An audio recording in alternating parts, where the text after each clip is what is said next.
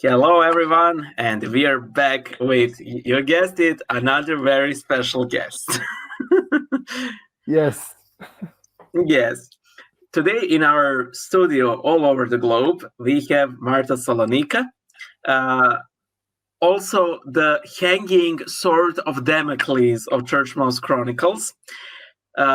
She was due to appear in this show way before we had any idea that we are going to record this with actual cameras while we were still an audio podcast, and things got in the way, and they got in the way, and it is my job to actually invite people to the podcast, and I'm a horrible person to invite people to the podcast. So finally, we have our guest that was planned first. Sorry, Marta. It's really okay, because when I finally did get that message from you and you were like, hey, can we do this weekend? And I was like, wait, I actually do have time this weekend. It was really an incredible feeling. So it's really fun. By the way, was this like 4 weekends ago? Because it was only like 2 weeks ago, wasn't it? When you initially were like, hey, I'm free such and such day. And I was like, oh, I'm working. Well, yeah, but the idea was for you to appear that weekend, but things got in the way, and the important thing is you're here with us. Exactly. Things got in the way, such as forgetfulness or something. You know those webcomics where, I don't know, somebody has to order pizza by phone and things don't go as they intended. It's something like that. So, Marta, the initial idea of this podcast was for people to tell us of their journeys to Orthodoxy. However, you turned that a bit on its head. You are an American, but you're of Ukrainian heritage, and you basically returned to where you started from. Can you tell us more about that? In a sense, yes. It's been a real back and forth, because I was baptized as a baby, and then a few years into what? Sorry, into what? Orthodox, sorry. Okay. So baptized as a baby, and then a few years after I was baptized, my parents stopped going to church, and then around 17, I started going to church again with my godfather, and then funnily enough, my parents divorced, and then the both of them started going back to church. So an interesting turn of events there. Did they start going to the same church? Because maybe it would be kind of awkward. Thankfully not. Yeah, no, Okay. They go to different churches. That would have been awkward. Okay. So yeah, and then I went to church for about a year, and then I finally, because I didn't go to confession or receive communion or anything for that first year or more of going to church. Mm-hmm. And then finally, right before Pascha, I guess I was about 18, I actually received communion again for the first time since I was a baby. And then, that's 3-ish years ago. And now I'm sort of wavering. Okay. So I feel like the best way to describe myself right now is I'm Sorthodox, sort of Orthodox. Sorthodox. Sorthodox. Okay, we need to use this term.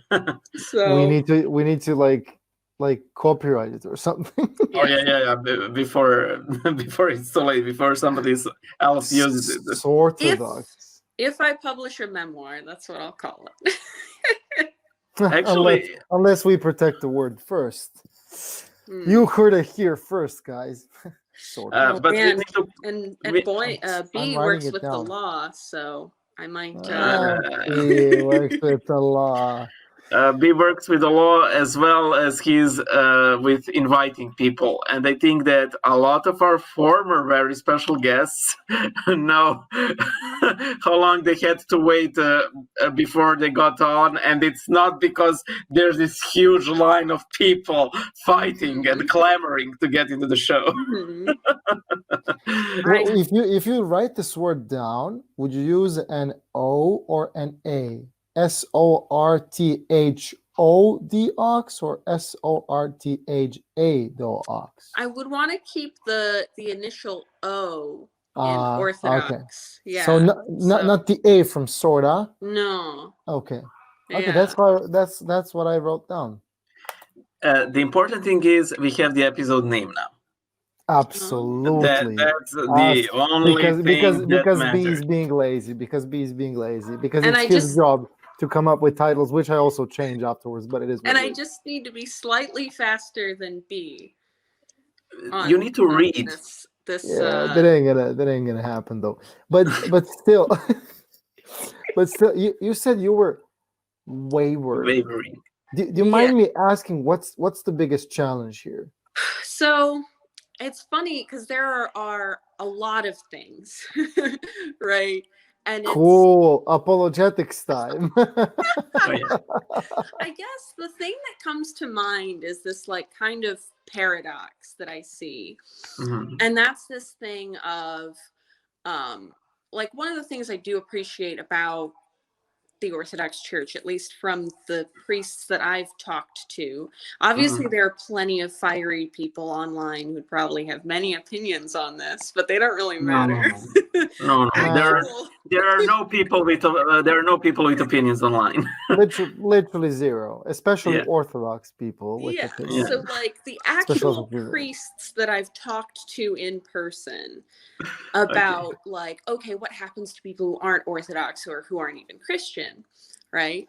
And from what I've heard, the consensus is like, well, you know, if they're following their faith in the best way that they know, and they've never had a real encounter with the church or with Christ or whatever, those people are not damned, basically, like by necessity, right? And I'm like, okay, that's cool.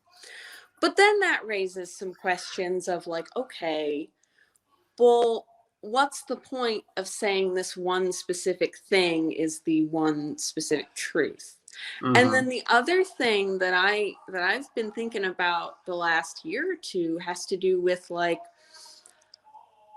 so like the core of Christianity is this idea of like humility and love, right? But it's not exactly a humble thing to say that you have the core of the truth of the universe, basically. So I feel like there's an inherent contradiction in having this kind of arrogance at the same time praising humility and having all these examples of humility in the saints and in the New Testament. And I don't really know how to resolve that. And I haven't heard a good answer to that. I'm ready. Me too. Yeah. All right, go for it. Forming an opinion. No, I think these are awesome points for discussion. And also, full disclaimer, none of us here are theologian. None of us here really an apologetic person. All of us here arrogant. Just kidding. Yeah, it is the way of man. Yeah, it is the way of the cheese. So B, I obviously will give you advantage to answer first because I think you are definitely more educated theologically than I am. You've encountered more theology and understood more theology than I have. So more opinions. Say what you will. Okay, but it always amazes me how whenever you ask a priest in person some relatively controversial question that we don't have like a very direct answer to, he's always bound to give a level-headed answer, while when you go online, those tend to be extremes. So it's like everybody's damned or everybody's saved. I actually know a guy who thinks that only extremely pious Orthodox Christians can be saved, and not even them. But he has even made complicated calculations. Around 4% of very dedicated Orthodox people, based on something. 144,000. Look, No. That's super advanced. Somebody is engineering this thing. They're like, there's an algorithm. So B, ask him what's the algorithm for getting canonized. Okay, I will. So, in my opinion, humility has nothing to do with whether you have the truth or not. Our guest is frozen. Huh? Our guest is frozen. Let it go. Let it go. Martha. Can you hear me? We can hear you. We can hear you, but we don't see you. I have all of the internet bars, so I don't know what's going on. Can you turn on the camera? Okay. We still see your ear, and that's about it. And it's the same ear. And a creepy picture in the back. I mean, it's only creepy because it's dark and you can't see what's on the picture. And then she says, "But I don't have a picture on the wall." I have a story about that actually, but we'll finish this initial theological discussion before we get to that. So how are we going to do this? Are we going to kick her out and then let her in? Well, there's always the option of me just putting like her photo in the middle, and we'll just hear her speak. I mean, it is what it is. At the end of the day, at least she'll see us. If nothing, And in the end, isn't it the only thing that really matters? In the end, doesn't even matter. I was actually trying not to sing it because I can barely say that without singing, and you know about my singing. So anyway, I don't. Okay. So anyway, regarding the ECU, are you still there though? I am still here. Okay, we're gonna have to check because we don't know. Okay, do you want me to pause the video? Try it and then try to rekindle it. Okay. Rekindle it. No, it's the ear. I mean, I think it's better with the ear. At least like there's something. Well, true. There's no like gaping blackness. Yeah. So anyway, back to the ECU at hand. I don't think that humility has to do with whether you have the truth or not. In the same way, a person who has a working medicine isn't a better person because they have a working medicine, but they are better off.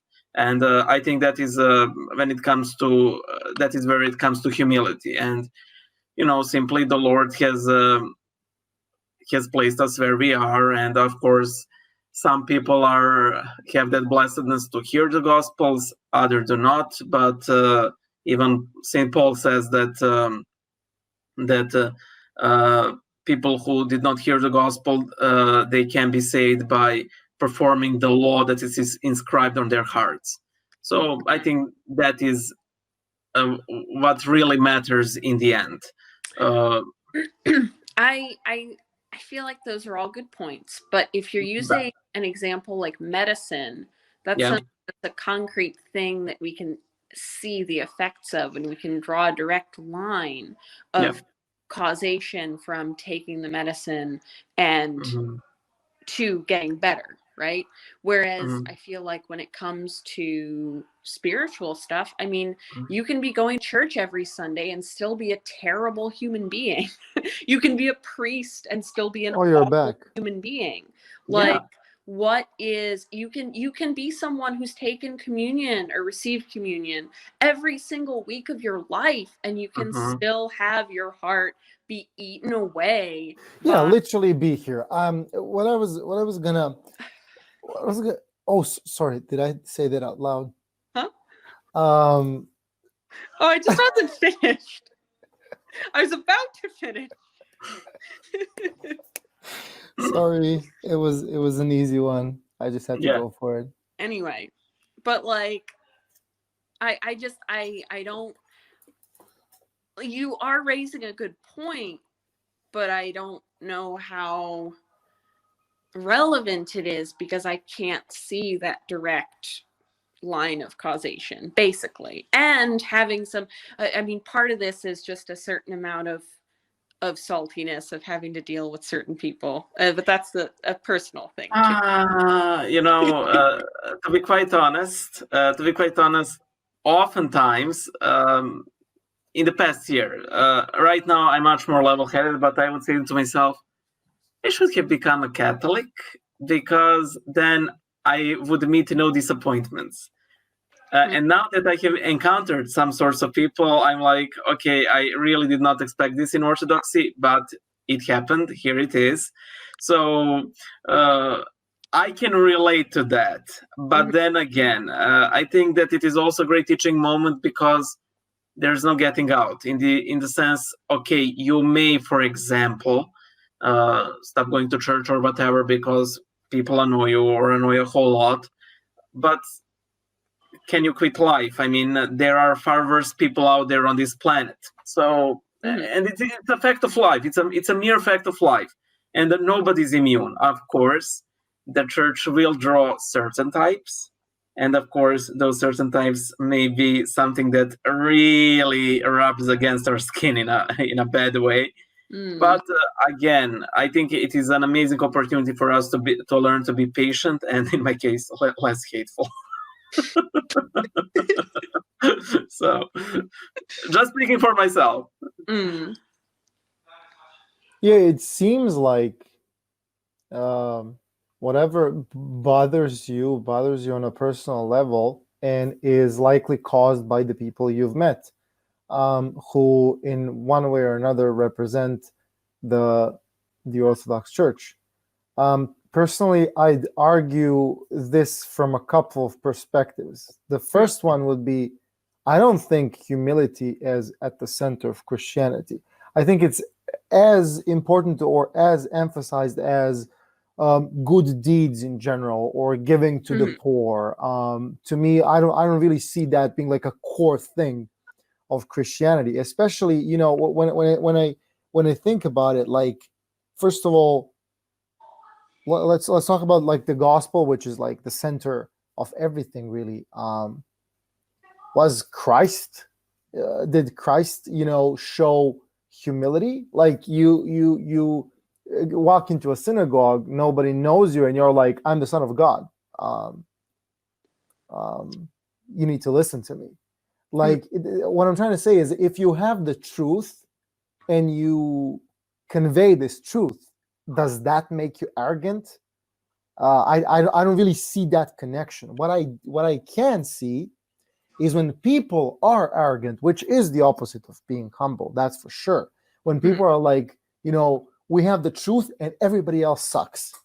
That is a different thing. Yeah. That is and I saw that a million times. Like, orthodoxy or death. That's like the kind of floskel. Does that word exist in English? Floskel? Floskel? I think it does. Yeah, it's that little construct that is like, kind of arrogant, and you can't have arrogance without somebody being arrogant. So an idea can't be arrogant by itself. Expressing something can't be arrogant in itself. There has to be like an inner motivation and inner arrogance that oozes from somebody when they speak or something like that. So from my perspective, humility, the importance of humility, like in Orthodoxy, from my perspective, no theologian here, it's like a lot of other things, humility, but humility when it matters. When did Christ display humility, show humility? When he was crucified. You know, the Son of God, allowing people for whom he was sent to preach to save them, to give them a way to be saved. And he allows himself to be crucified. He allows himself to be captured. That's humility. Humility when it matters. Humility out of love, because why would Christ do that? You know, after, you know, spending time asking his Father, can I, you know, can this glass bypass? I can't. Cup. Can this? Yeah, sorry about that. I can't. I never read the gospel in English, so Yeah. You know, you can't blame me though. But the point is, but the point I'm trying to make is, I don't think it's like humility, like super top important. No, humility when it matters, good deeds when it matters, because humility can be fake, good deeds can be fake, giving to the poor can be fake. You can go to church and be a bad guy, bad person. That's the whole point. It's humility when it matters. It's giving to the poor when it matters, when it's real, when it's coming from love, and love comes from God. You know, make the connection. That's kind of how I see that particular I think concern. I'd say, because I've seen it myself, and I have experienced it myself. My beginnings in being an Orthodox Christian carried a lot of arrogance. I admit it 100%.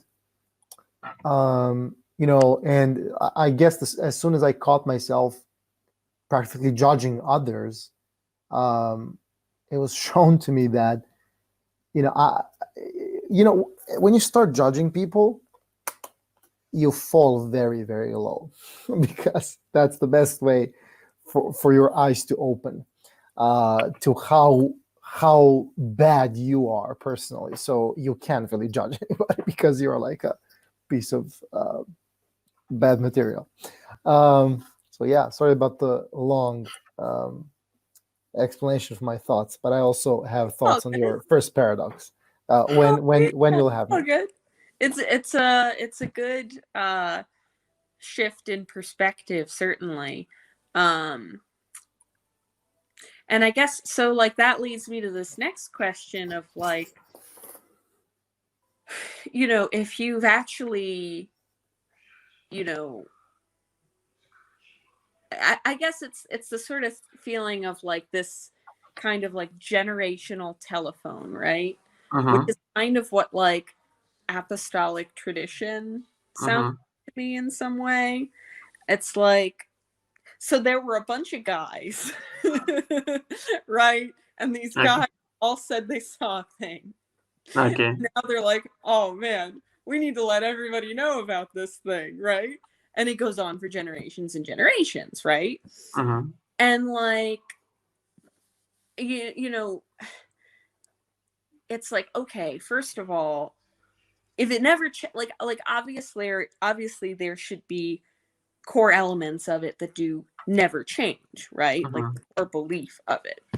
But like, shouldn't certain aspects of how certain issues shift to some degree as like cultures shift?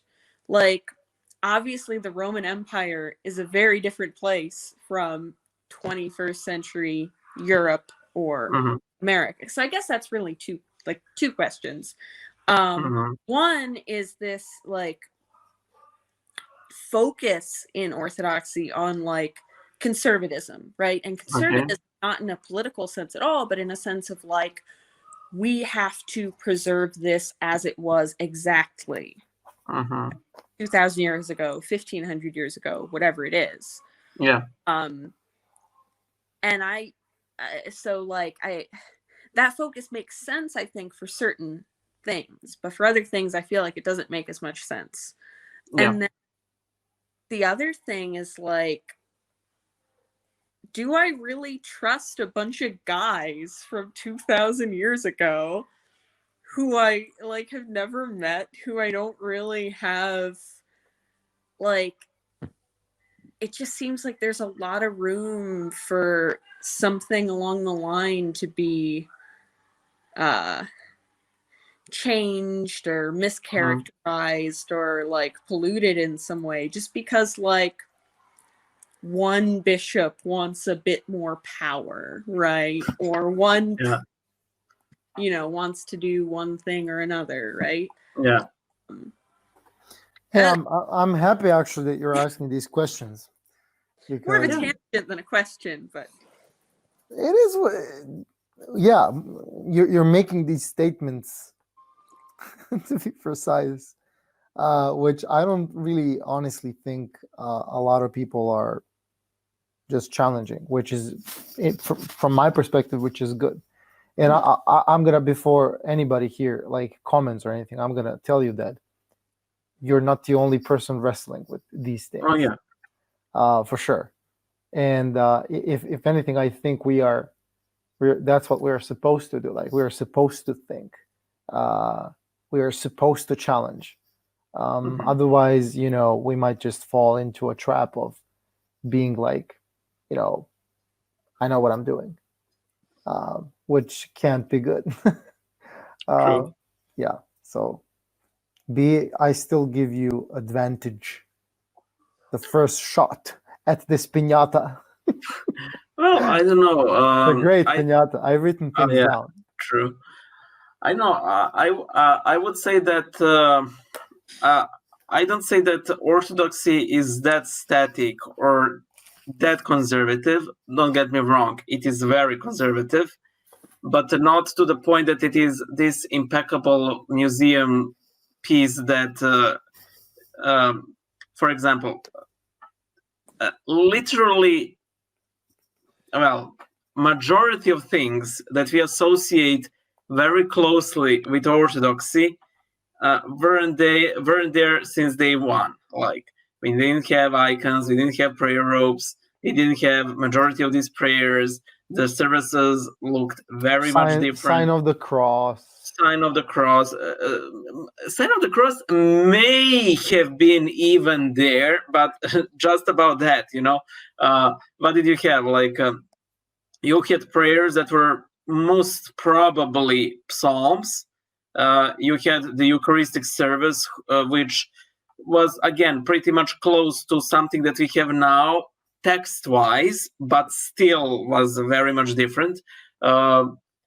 The fasting was very much different. You didn't have established fasting days for majority of Christians, and that fasting was literally not eating or drinking anything. So these things did change, but some things did not change. And I think that that Orthodoxy can survive those things that did change ultimately. If we, for example, reverted back, though I see no good reason to do so, actually. But when you actually change the core, that is when I think we're starting to lose the sight of what's actually important. And usually when people say what's actually important, they tend to mean, there is this one little thing that's really important and everything else can sort of go, which isn't really how things are. But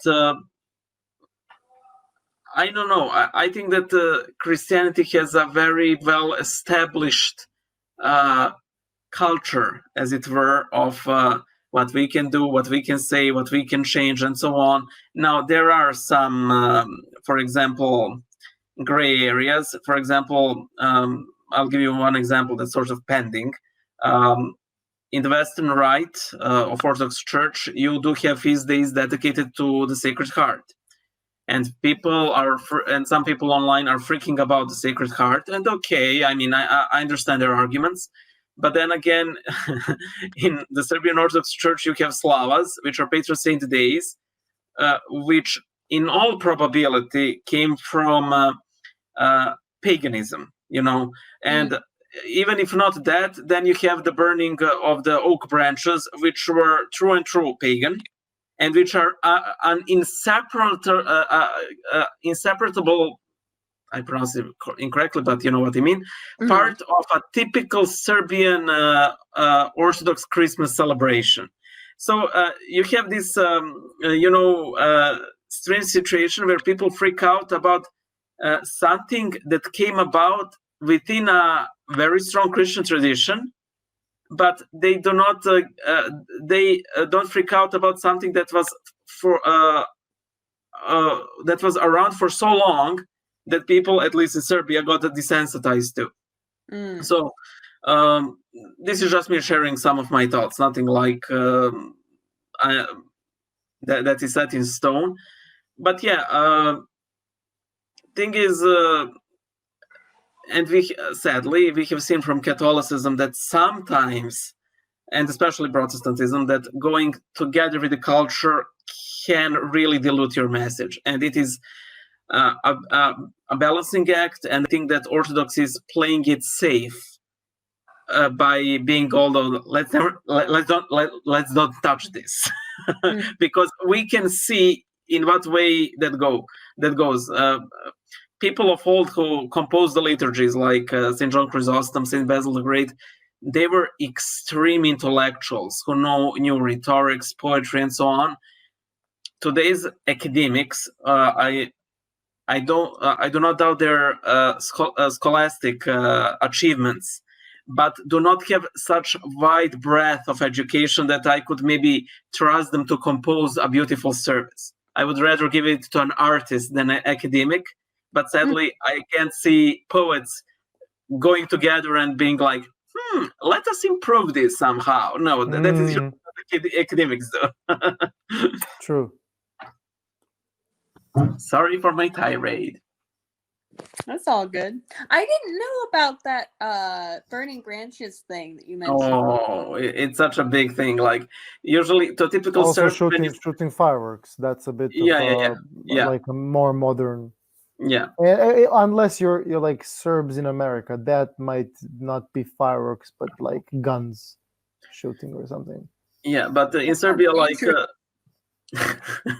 yeah, but in Serbia, like when you say Christmas, people immediately think of the burning of those oak branches. Like immediately, that's the top one.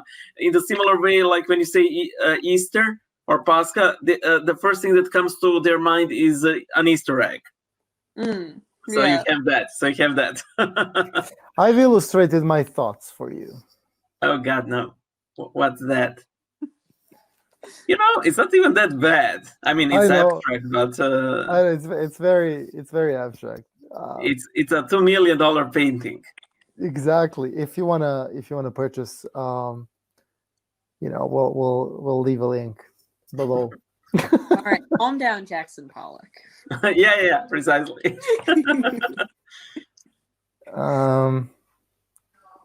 Again, you kind of said that Orthodoxy is all about conservatism. Now, also, I'm sorry, I'm going to slightly interrupt you here, so excuse me for that. That's fine. I think probably looking at this from a very specific, like American, like lens, it definitely affects, like based on like who I've met, like at the churches I've been to and whatnot, like certainly affects my perspective on this, because that is the perspective I kind of see. Is this like hyper focus on like conservatism? So anyway, I'm guessing it would have to be a matter of perspective, because different cultures and different countries and different groups of people are actually currently dealing with different problems, excluding the current pandemic, which is like everybody's problem. So what's conservative for one group doesn't have to necessarily be conservative for another group. So it definitely has to have something to do with the perspective. But just to answer a couple of things that you mentioned from my perspective again, I think like preserving things as they are is important, simply because there are core values that you can't lose. Otherwise, you lose the identity. And it's important that things are not changed, since Jesus Christ walked this earth in a human body and was crucified to the cross, because God doesn't change. As far as we know, God doesn't change, and the lessons that were left to us, the lessons that we're still receiving, are still the same and revolve around the same core values. So that being said, I think church inherently just has to be conservative by nature. Like that's absolutely normal. Now, one thing that you said about why should we trust some dudes who witnessed something 2,000 years ago. These guys actually died for it. I'd understand, like, casting like a serious shadow of doubt on many religion, cult, etc., etc. But if you take a closer look, there's many similarities to many cults and religions out there that revolve around gaining material wealth and power. And it is a different perspective than what you see with people actually dying for this faith. And that's like the I think to me the most important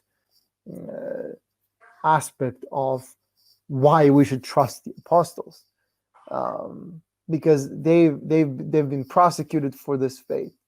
They've been hunted down, killed for this faith. Archdeacon Stefan, did I say this correctly, Boyan? Yeah. Thank you so much. Is a prime example of that, being stoned to death.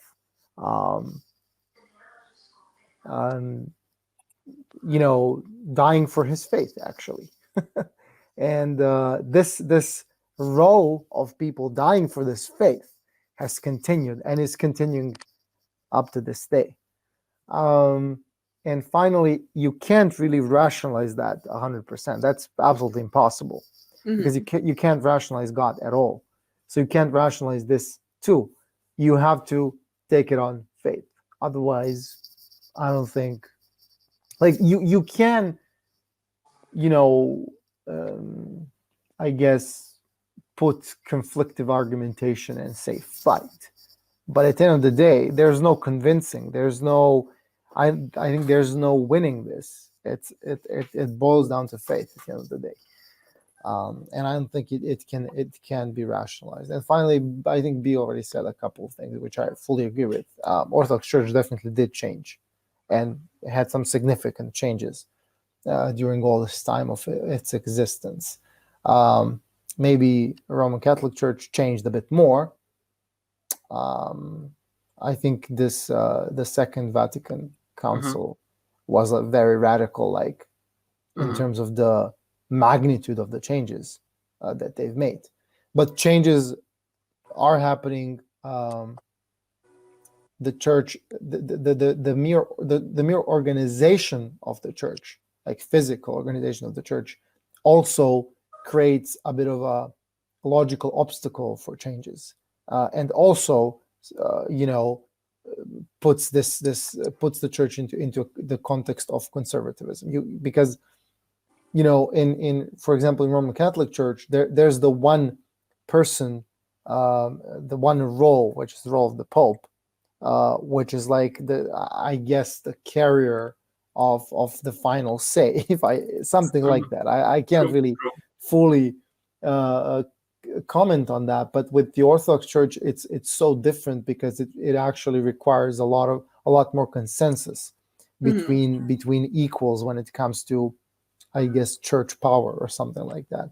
So that makes it super hard for the church at large to change. But you will actually see many differences in many practices and decisions between, for example, different bishops. So that also will kind of testify to the fact that changes are there and they are happening. It's just that they're naturally and logically slow, and slower than what you would expect. I mean, I've read about Protestant denominations recently.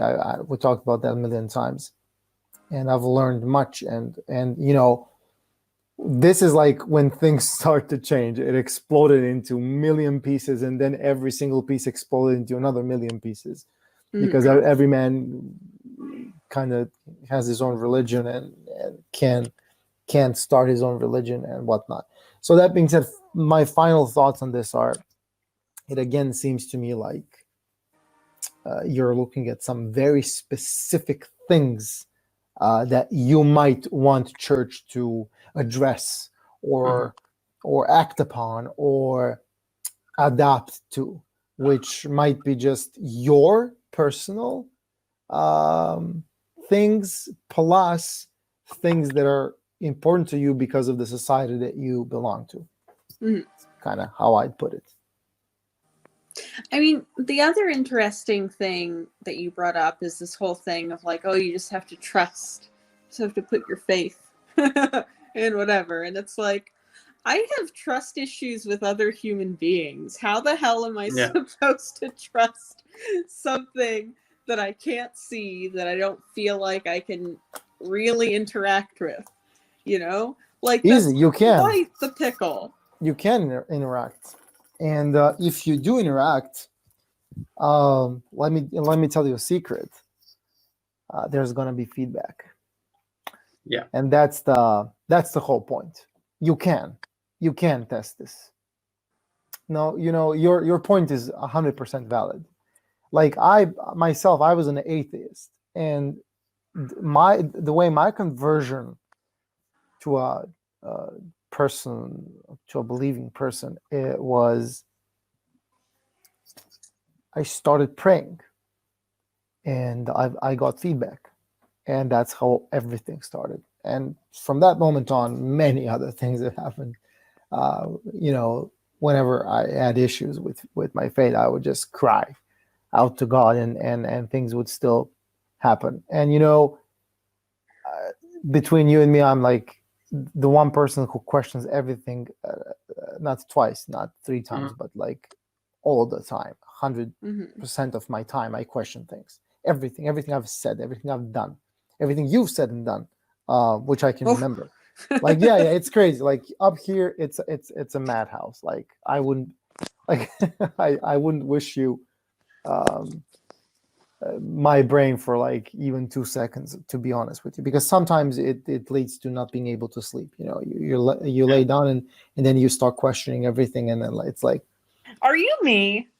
Like, I can relate to this so much. It's not even funny. Like, yeah, it's a bit of a curse. It really is. And then that's the other thing too, I think, that I see. And again, I think everyone here knows that like a lot of the online Orthodox stuff is terrifying. But like, not the stuff I consume, but yeah, that's the thing. But I'm super happy if you can send us like examples, because I'd like to see that myself. Yeah, well, and sorry, I was gonna give an example of like talking about some of the more like nitpicky kinds of things.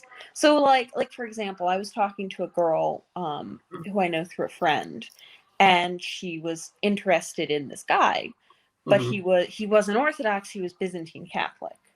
Oh no. Yeah, and so like if he was Catholic, it would have been fine, but Byzantine Catholic, the worst. But like for me, like you said, being someone who like thinks about things a lot, right? And also, I don't know if you're like this, but I certainly have this center of like, oh my goodness, I need to figure out what the right thing to do is, and if there's a best way to do something, you have to do it like the best and most proper way. And like, you OCD? Huh? Are you OCD? Not that I know of. I haven't been diagnosed with that. Oh, we're on the internet. You can diagnose yourself. Yeah, exactly. I'll just send you a questionnaire. Yeah, but like I think another thing that can happen with Orthodox communities is a lot of that like obsessive kind of thinking of Oh like, yeah. Oh yeah. oh my God, like if you're making prosphora, which hand should you use to stir? But you're actually coming back to perceiving orthodoxy through behaviors of people who consider and call themselves orthodox. And sorry to say, but this is not the way. Yeah. Like this is clearly not the way. And you've laid out all the reasons why this is not the way. You can be a horrible human being and go to church and be orthodox and do apologetics online. Easy. Easy. The thing is, you have the church fathers.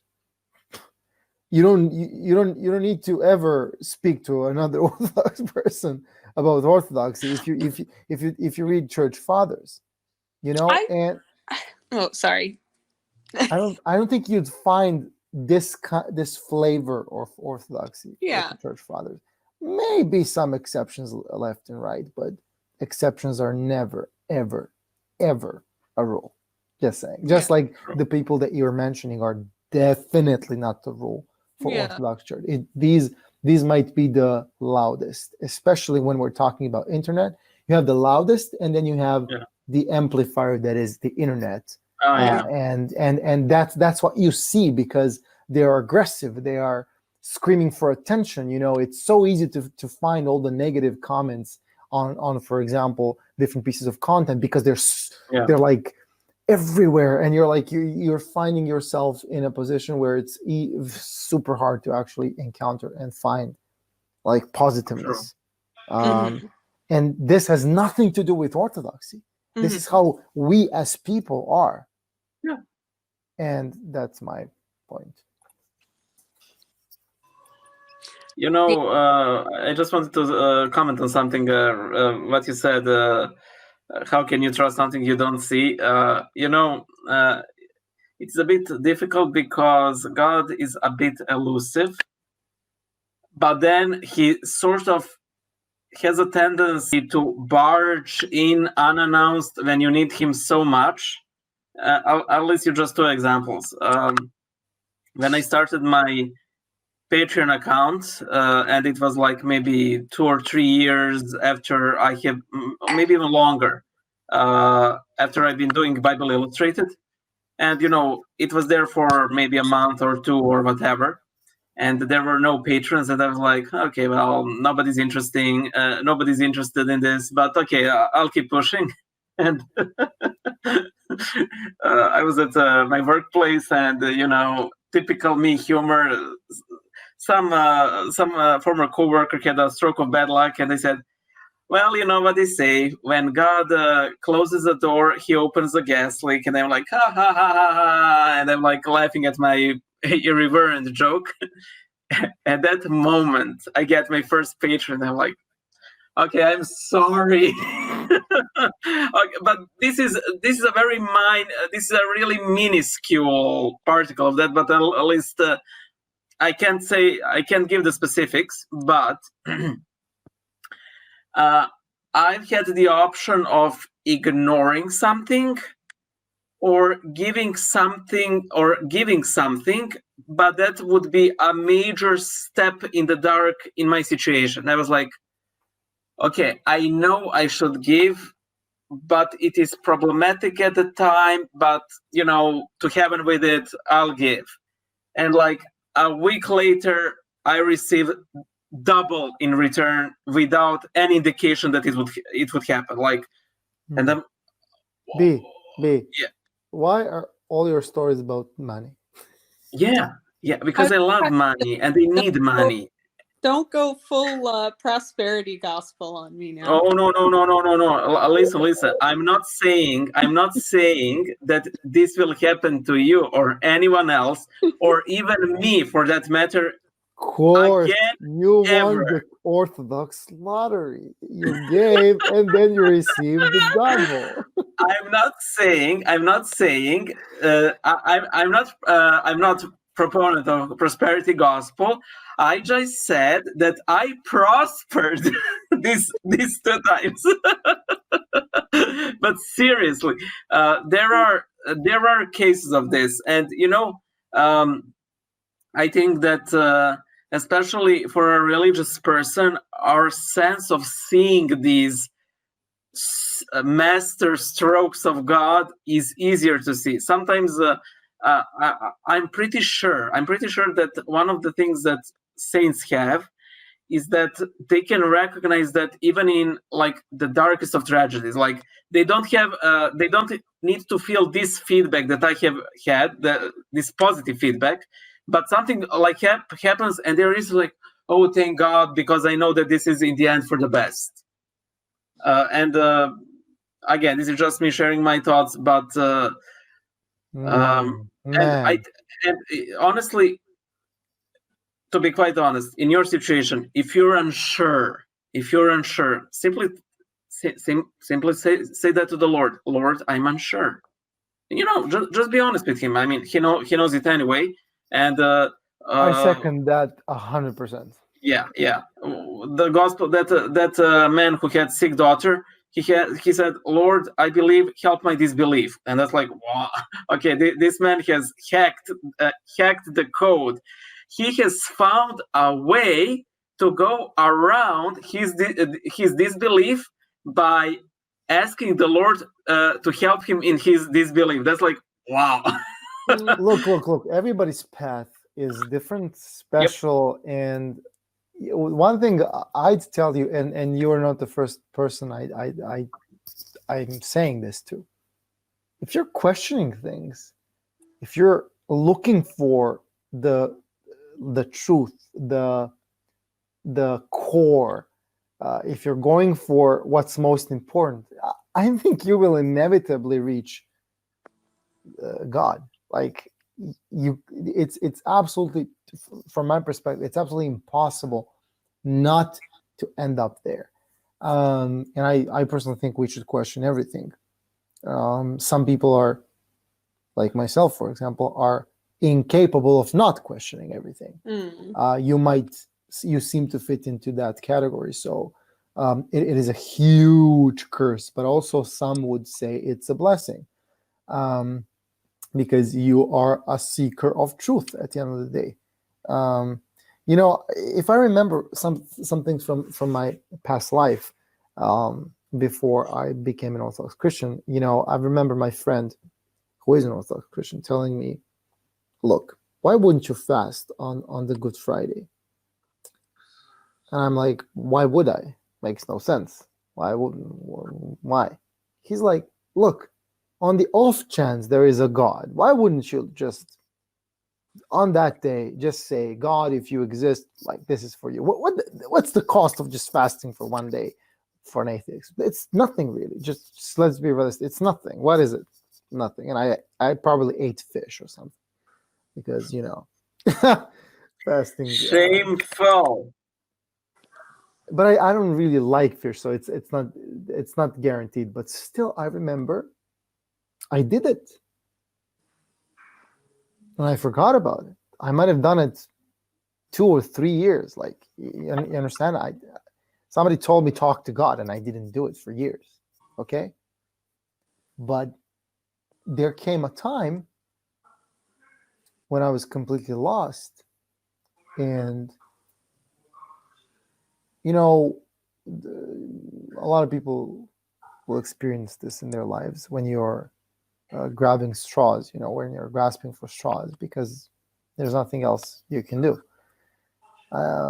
You're basically like reaching out, you're exploding everywhere to try to find a solution, to try to find a cure for something, etc., etc. And in that time, for me, I remembered prayer, and I prayed. And to be honest, the first time that happened to me, I received enormous feedback, and I even then I put it below. I just carpeted it. Like I'm like, no, this didn't happen, right? Easy, because it was much easier for me to be like, it's impossible than to actually accept the fact that I got feedback. My first 2 years after I was baptized, like whenever I'd pray, I'd be like flying. I'd be like flying. My heart would burn from like energy, love to people, humanity, like ridiculous. If somebody told me something like that was possible for me, I'd be like, you're freaking crazy. It's, first of all, it's impossible. And second of all, it's very much impossible to me. And I remember my brother, he's still a very hardcore atheist, Richard Dawkins fan, kind of, but also a borderline genius in terms of intelligence. And it's not the easiest person to debate or argue with. I remember like going into a discussion, an argument with him about it, and he finally asked me, so you pray? And I'm like, yes. And do you get feedback? And I'm like, yes. And he's like, so you get feedback? I'm like, yes. And I see him pronouncing me in his head clinically insane. Yeah. But it is what it is. I did get feedback. And to be honest, I've also experienced a real life miracle. There was actually a testimony to that in one of our previous episodes. Mm-hmm. So, I've experienced what many people say, which is come and see, knock and the door will open, and that's it. So somebody hacked that years ago, B. It's not just, No, I know. Marta, you mentioned that you're interested in wood carving. Carpentry. Sorry, did you say voodoo? No. Well, it would make for an interesting episode, to tell you the truth. So you're interested in carpentry? Yes. So that is like making furniture? Yes. Well, it's or fixing a lot it. of things. That's like, sorry? No, it's so it's furniture. It's there's something called trim carpentry, Okay. and that's like putting like trim around like baseboards in, and like the trim that goes around doors. Okay. Yeah. Okay. Now I know the word for it in English. Oh yeah. And there's also cabinet making. Yeah. And then I believe and doing stuff like putting in stairs. Yeah. Hanging sheetrock falls under carpentry too. Which one are you interested in, though? The stairs, cabinets? So the program I'm going to be enrolling in the fall kind of goes over a bit of everything, basically. Okay. And then since I am kind of an artistic minded person, I would like to go into something where I can use that to some degree. So that would probably be cabinet making. Okay. So yeah, and maybe I also have an interest in history, so there might be something I could segue into that to do with like history cabinet making. Historical cabinets. Yeah, just marry like that. Just marry the two disciplines. Oh my God, I said something funny before B. Yes, I think I received 100 points. Yeah, but my delivery was even better. I have yet to learn, oh great one. Yeah, I want to ask, how common is it for women to opt for this discipline? It's not. Okay. I'll be there. I'm thinking if I'm lucky, there will be like one other woman in my class. If I'm lucky.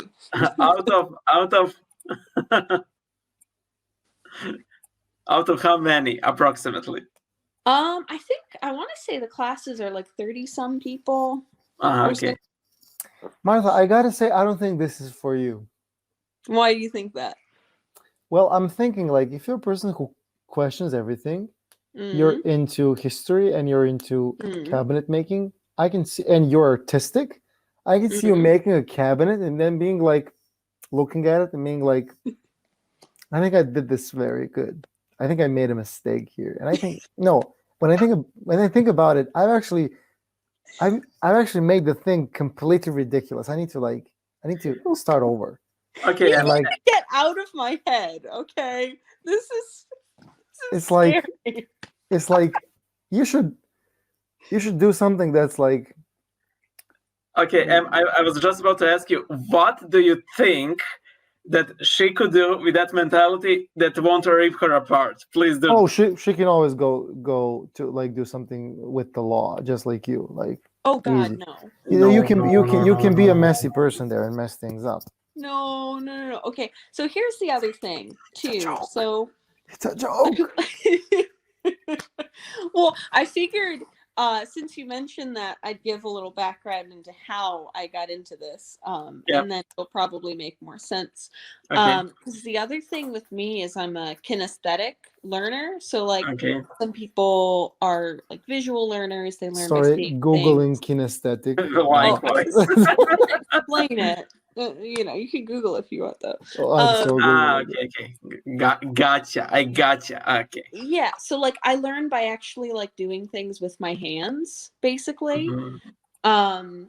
And so I had spent a lot of time over the summer because I lost my job after Why COVID. don't you say tactile?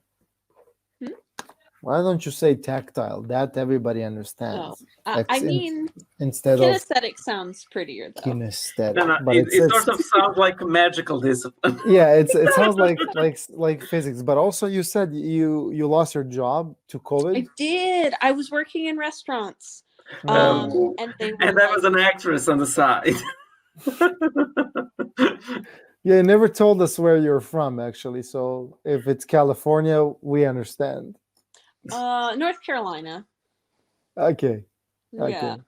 And so I lost my job. I kind of floundered for a few months, and Mhm. then my oldest brother invited me to come up and hang out in Richmond, like for a couple of days Is as a that babysitter. Richmond, Virginia? Virginia, yeah. So I was going back and forth, like spending half the week in Richmond, half the week in Raleigh. And so we started working on a bunch of different stuff. He works on cars a Mhm. lot. So I'd like go into work with him and like help him out with different stuff. He helped me build a shelf. I'm very proud of that shelf. See, you can be very proud of something you have made without overthinking it. I still see the mistakes, but I'm just glad I finished it. And so just through that whole process of, because like the other thing about my oldest brother is he is a very calm person. Like if I like, because there were a couple of times where we were working on something together and I screwed something up, and he was just like, the thing he always says is he's like, the first rule is don't panic. Yeah.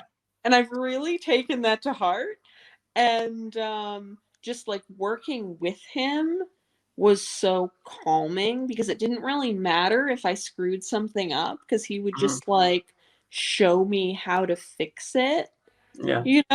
and like that just totally like rewired my brain a little bit to be like, wait, everything is actually kind of okay. Yeah. And then I realized I can't go into any field where you have to go to school for 8 freaking years before you can actually do your job. Like I hate that.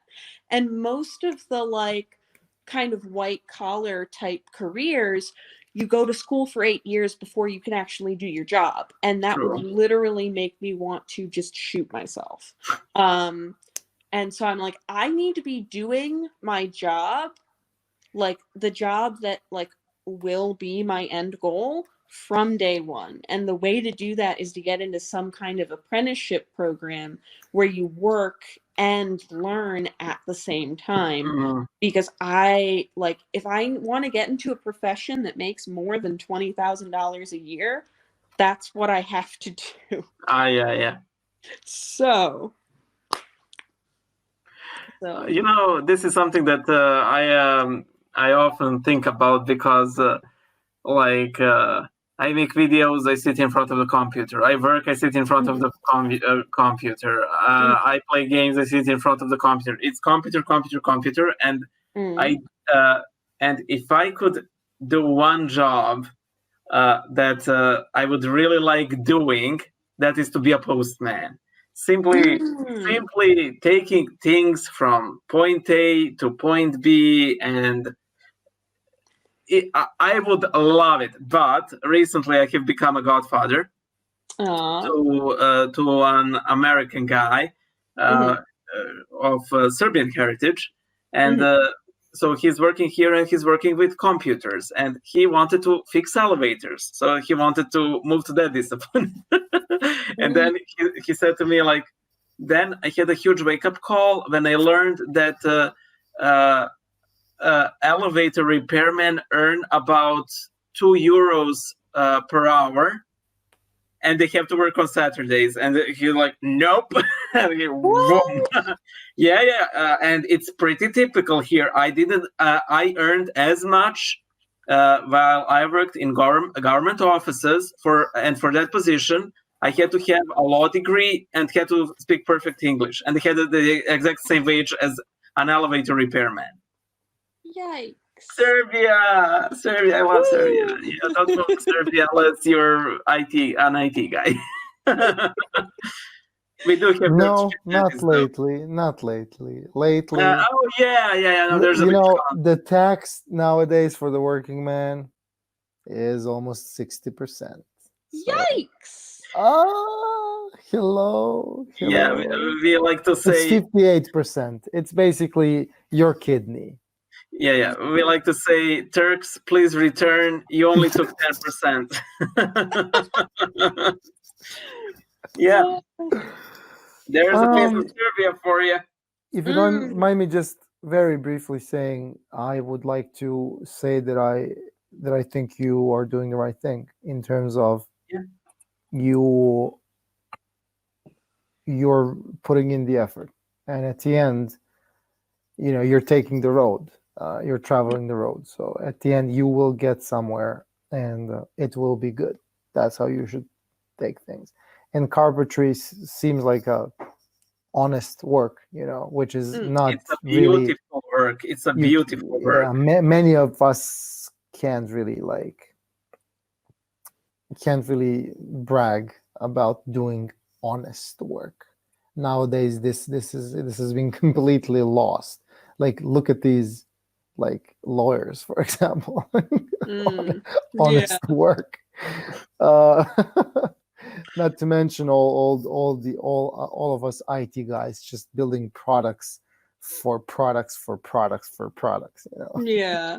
It is like you can't say it's honest work. The only part of my work which you can say honest work is when I actually help somebody, like achieve something and help solve a particular problem they have because of just being there for them, like a human being for your client or something like that. But honest work is like it's slowly getting lost to us completely, I think. And I think like a similar thing can happen even in a field like carpentry, where you have like, you go to a rich neighborhood and they don't like their beautiful hardwood flooring because it's the wrong color, right? And they want you to take out a perfectly nice floor. Like my friend used to work at a company that does hardwood flooring, and that would happen on a regular basis. So there can be a similar issue even in a field like carpentry, where you're doing stuff that's kind of stupid bullshit. Sorry. I'm super glad you said that. You know why? Why? Because we're going back to that thing from the very beginning. You can totally be a very crappy person and still be an Orthodox Christian and be very public about it. Even have a huge following of similar-minded or etc. people. Thank you, Em. I'm going to take my vengeance upon you the split second we finish recording this episode. Oh, and B, I wanted to say about your thing about wanting to be a postman. Yeah. That's a good one. For Amazon right now, and it is actually a surprisingly fun job. Really? On an average day, I meet at least between 1 and 3 friendly dogs that I can pet. Okay. That's fantastic. I really love going to certain parts of town because they have really beautiful houses, and it makes me want to cry because I'm like, one day I'm going to buy one of these pretty houses and I'm going to live in it and I'm going to make it beautiful and it's going to be amazing. Why not? Why not? Yeah. So it's like, it's a very cool job.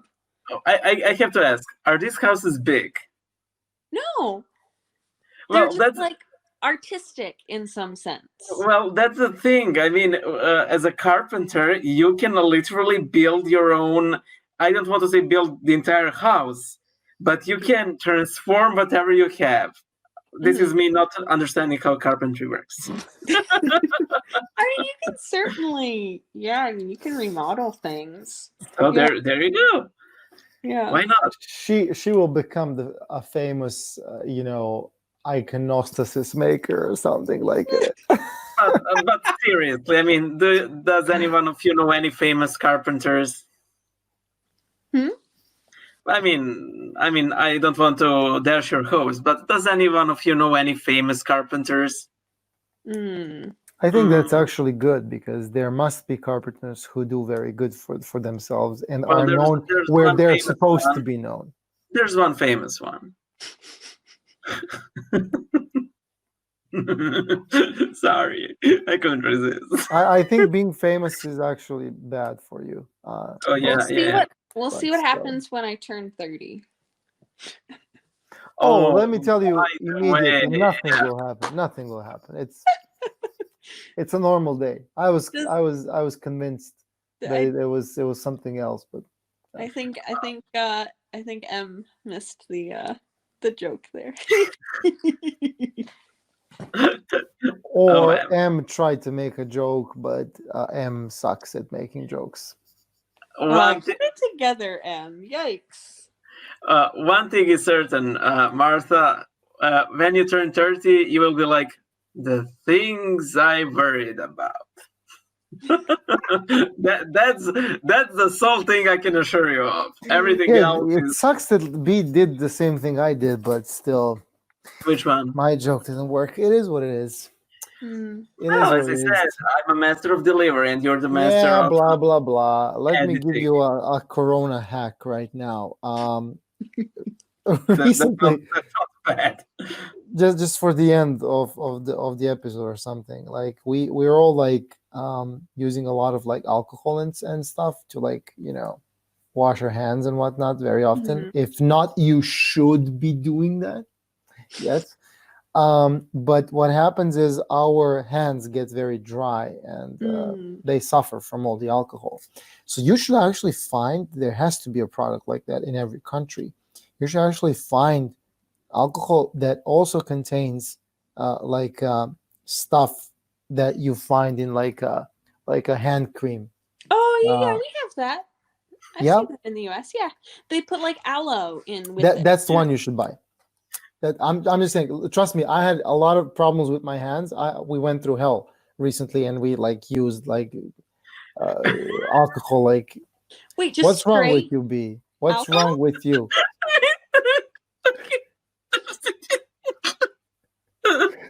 Okay, calm down. First, you raising your hand issue. It seemed like such a segue to our sponsor, which is non-existent. That's one. Second, I love your ranking of problems. Well, we went through a hell last couple of weeks with my dad barely going through it, and my hands were so dry.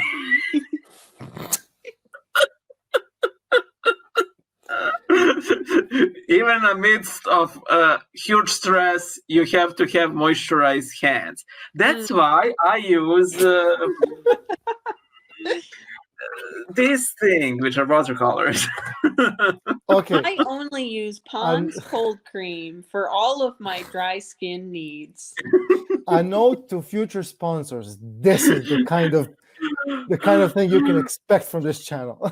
The kind of commitment Oh man. Okay, you messed my. I was like, I wanted to do a good. I wanted to do a good thing today. Talk about your withered hands. Do go. No, there's nothing for me to add. You ruined everything. You're a mean person, and that's all I'm gonna say. Sorry. By the way, You're not sorry. You will do anything for a good laugh. You are not sorry. of course. By the way, my mother had COVID for the past week, and yeah, thank God, this is the first day that she's really feeling better. And we had a nurse came here to give her UV. Is that how you call it? The infusion thingy. IV. Sorry, to give her IV. And when he came, he put your hands, and I did, and he sprayed them with something, and he's like, "That's alcohol and the hand cream," and now you mention it, and now you mention it. You see how respectful this male nurse was? No, okay. I think this is the feedback we were talking about, because why you mentioned the hand cream, hand sanitizer, the split second that I encountered it for the first time in my life. You can make this at home though. Just get some aloe vera gel and mix it with the alcohol, and then you'll have your. You can mix it at home. Just buy the aloe vera. How do you pronounce it? Gel. Is that not a thing in Serbia? No, we have aloe. We have, but you still have to buy it in a store. This is something that your wife would make terrific content out of, like homemade hand cream sanitizer. We are not in good terms after I mentioned her in the last episode. Oh wait, she did what not happened? like that. Well, I criticized the zero waste mindset that she adopted recently. What do you have against zero waste? Nothing. God, I have nothing. Zero waste is the way to go. It should be the new religion. Did I say that correctly? Am I good? Are we good now?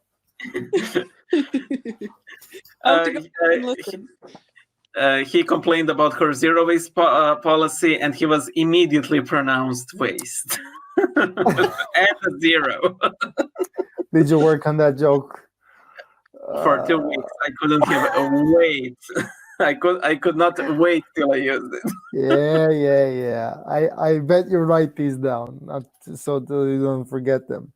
I'll say this though. She wanted to take away my paper towels. So zero waste, I applaud, but not if you're going to take away my paper towels. I think that's a fair compromise. Yeah. I think so too. Yeah, if you're like, hey, let's not use plastic bottles. Like I know a bunch of people who like drink from water bottles. If you're like, hey, let's use a reusable bottle. Great, right? But I mean, paper towels, I can get on board with that. I just hate any sort of fanaticism, and that's it. That's it. Like there's many things that my wife has implemented in our daily lives that I fully support. Like, for example, when we're going to the grocery, we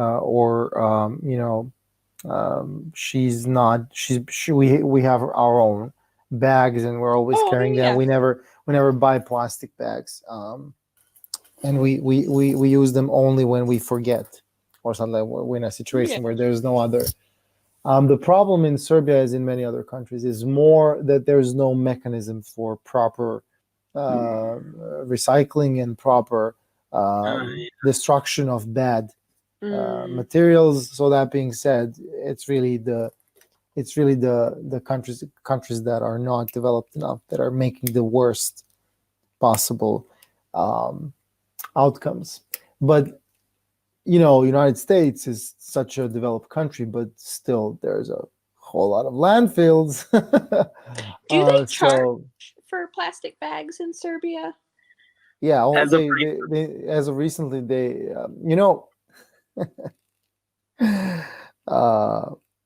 it's, if you ask me, it's more like save the planet, buy the plastic bag. Yeah, it's more of a profit opportunity than being green. Like greenwashing at its best. Majority of places where you buy your groceries don't have paper bags, and that's all you ever need to know about the changes that happened. So Yeah. I Yeah. feel like paper bags are the best bags for groceries, though. Like the amount of stacking you can do with a paper bag is incredible. Because my grocery store is like 1 minute away from the entrance to my apartment building, and because I usually don't buy a whole lot of stuff, you can usually see me like crossing the street with a piece of cheese and a jar of pickled mushrooms in my hand. I was just imagining you were just like, yeah, I just juggle my groceries on my way home. Well, maybe. You can't prove that I don't. to quote a tweet from a neighbor Serbian person that I've seen like yesterday, I think. Okay. Come on, admit it. Every one of us has a bag full of bags in their house. I have a cabinet under my sink full of Of course, bags. you're a cabinet person. Of course, it will be a cabinet. Maybe, maybe you should build a special cabinet for people to like. A bagnet. You're good at this. You are good at this. You should be a brand manager or something. Hey, you're good at this. You should be charging people to they should pay you so you give them brand names when they're like launching their startups or something. So you're saying I should go into marketing? That sounds Yeah. I mean, listen, I wouldn't, in my right mind, tell anybody to go to marketing. Listen, But, yeah. Martha, my project is called Bible Illustrated, which is so efficient in the imagination that it is laughable. It's like it's like you jumped the first person on the street with, how do you call a project about illustrating the Bible? Bible Illustrated. Okay, that's great. I might hire you to invent anything that's better than that. Yeah, but as your new marketing advisor, she will probably tell you that rebranding at this stage would be detrimental to your business. Like Coca-Cola getting somebody to like a brand manager, and they telling them that it's probably not the best idea to rename themselves Popsy. Okay, real talk though. The Pepsi logo has changed over a dozen times. I wonder why. Founding, right? The Coca-Cola logo has not changed at all since its founding. I think we know what the superior soft drink is. Just saying. Yeah, and it's true. Now, okay, this is a bit of an egg or chicken situation. Did Pepsi change so much because they knew that they were bad, they were worse, so they're trying to improve their game, or people never really had something to hang on to with Pepsi, so they're simply stuck with a good old Coca-Cola. I think Coca-Cola has more brand loyalty. Oh, that's definitely. Dear God, how unimportant that is. Friends, I just had a business conversation about this just recently internally, and I was like, I wouldn't freaking mind being Pepsi. Pepsi has a lot of freaking success and everything. What's wrong with you? They don't have a cool logo. And they're cool. I don't drink Pepsi. I don't drink Coke. I don't drink sugar, anything, but still. Martha, have you seen that manipulation of Pepsi logo as a fat person leaning over? No. Oh, once you see it, you can't unsee it. I do have to say, I appreciate you for being our very, very special guest. And in our next episode, we will touch on more important topics such as toxic masculinity, white supremacy, and... Sorry, B, you want to say something? I just want to thank Martha for having us on her show and for giving us ample time to speak. We'll just have a general circle of gratitude going on here. So thank you for having me. Always. And we will have you again. But next time, you are going to have to change your internet connection. Okay. Who would you recommend? I don't. I don't know. Google's your friend. I live in Serbia. Try and get that Google Fiber. Yeah, that sounds awesome. Google Fiber. Yeah, I'm on Fiber. Not Google Fiber, but still Fiber. And speeds are very good. Yeah. Very, I'll see very what I good. can do. Well, think Make about a cabinet for it, it. Yeah, that's what I was gonna say. and I'll draw mine. Oh. And I'll do nothing. Yeah, because you're the ITA guy with a good connection. No, I mean, I'm not artistic. Seems like it. One day, maybe I'll have lighting as good as yours. One day, fingers crossed. Yeah, maybe, but it's actually easy. Like, I'm pretty sure you can order it from like Alibaba or something. Or no. They use Amazon.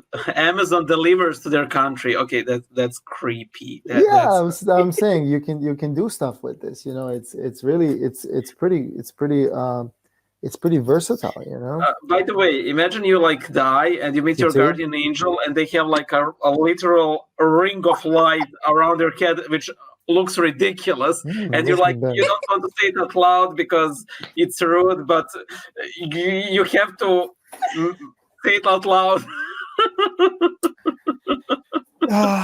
What if your guardian angel is just a circle of light? I can deal with circle. Okay, now we're half a step into blasphemy, but yeah, let's. No, we didn't.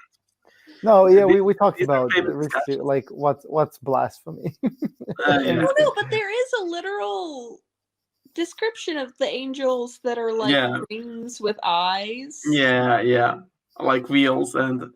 Yeah. Well, you know, I think if my angel really looked something outlandish and like that, I would be like, I mean, okay, that's cool, but I expected something more anthropomorphic. No offense, wheel. I don't want to wheel shame you. So yeah, tough crowd. Especially the angel is not laughing. We're just gonna stare at you now with like slight disapproval. Okay. I will turn off my cam. Perfect. And disappear. And now I'm a circle. Well, this is easy. Where's Em? I mean, I know that he's not gone because this thing is still recording. He couldn't handle the blasphemy.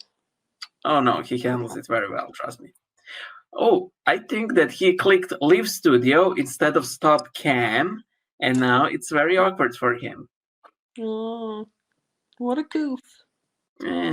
He goofed it. By the way, if he left, then it means that we have literally no one to end the show. So technically, okay, he's writing to me on Viber. I've lost the internet. It's all coming back. Who has bad internet now? Well, but this was awesome. This was the feedback that we were talking about. Yeah, like two times in one episode. Hold on. It's doing the weird thing where you sound very laggy. Okay. This was actually pretty good to end the episode. Like I literally lost internet for like 2 minutes or something. Yeah. I was sort of expecting you to write to me like, let me in, let me in. No, but I'm the host. Yeah, but I thought that, for example, I or Martha would get host privileges if you left. Oh my God, I'm a different person with glasses. You notice that only now? O-M. O-M. M&M. Oh my. Martha, thank you so much. Thank you so much for dropping in. Having me. And we will have you again. So He says that to all the guests, all the special ones. Yeah, but we didn't lie one guest. What's her name? If you're ever just starved for guests, you know where to find me. Oh, can I plug my Instagram here? Of course. So I post art stuff on my Instagram every once in a while, and it's at Solo and Incensed. So SOLO and then and Incensed. Yeah, we'll put a link. You'll send it to B and we'll put a link. I thought it was like cabinets galore or something like that. But no. Because I made that Instagram before I got into the carpentry thing. So it's think about rebranding. Think about rebranding. To go with your new thing. But I also Solo, because that's like part of my last name, right? And then Incensed, because I get annoyed at things easily. Yep. And I'm also Orthodox, so it's like incense, kind of. It's Sorthodox. By the way, this drawing of a hand you did, it took me a long time until I could draw it like that. And this image of you, this auto portrait, it is definitely you. I can recognize you. B, I didn't visit the Instagram because I don't use the thing. Oh, it's too bright, maybe. It is. I don't see it. It's an you drew yourself? Yeah. You can do that? Yeah. Oh, maybe so everybody share, like, subscribe, and follow the Instagram channel and all of that. It's in the description. Yeah, the link's gonna be in the description. And it never is. It is. I did put in the last vid. Fine. You see how it said vid? Oh, cool guy over here. Okay. Literally, cool guy using alcohol with aloe, glycerin, and linalool. Whatever that is. I'm not putting that anywhere on my skin. Like it's a thing you put in hand creams. What's wrong with you? You just ruining it. It sounds dangerous. It sounds fishy, but it's the Great Lent. It's the Advent Fest, not the Great Lent. Whatever. No, I don't use these terms in English, so sorry. I can tell. It's on me. It's on me. True. Bye now. Bye, Martha. Share, like, subscribe. Croyd.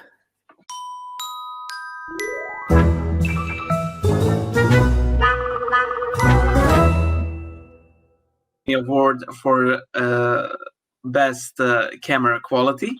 So I just have bad lighting, so no, it's fine. Don't worry or pretty head about it. Lighting is very good considering how choppy your video is. Yeah. He delivers. Yeah. We can recognize that she's of a general birthing people shape. Do you know about that? I have never heard anyone use such an awkward phrase to describe another human being. It is something that an alien would use, or as he said, it is something out of a concentration camp ledger. Yes. Okay. Jokes are off. We're starting.